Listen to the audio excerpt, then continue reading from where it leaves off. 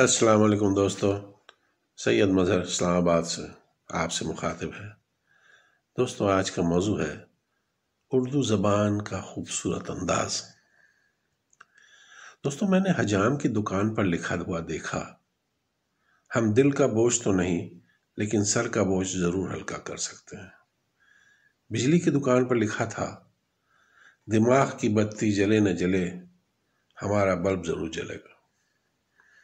اور چائے کے اسٹال پر لکھا دیکھا، میں عام ہوں مگر میری چائے خاص ہے۔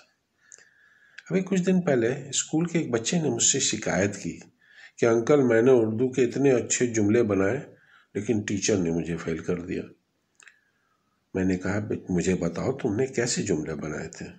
تو بچہ بولا کہ کارگزاری پہ میں نے جملہ بنایا، کار کے مالک نے پل پر سے کار گزاری۔ اگربتی، اس کا جملہ میں نے بنایا تھا، ابو کہتے ہیں اگر بتی چلی جائے تو موبائل فون کی لائٹ جلا لیا کرو۔ لگاتار کا میں نے جملہ بنایا تھا، میں نے ٹی وی کا تار اٹھاتے ہوئے اپنے دوست سے کہا کہ میچ آ رہا ہے، جلدی سے لگاتار میچ دیکھتے ہیں۔ بھائی چارہ، اس کا جملہ میں نے اتنے اچھے سے بنایا کہ میں نے دودھ والے سے پوچھا کہ دودھ کیوں مہنگا ہو گیا ہے، تو کہنے لگا، او بھائی، چارہ جو مہنگا ہو گیا۔ سیب کا میں نے جملہ بنایا، امی نے کہا بیٹا سیب کھا لے۔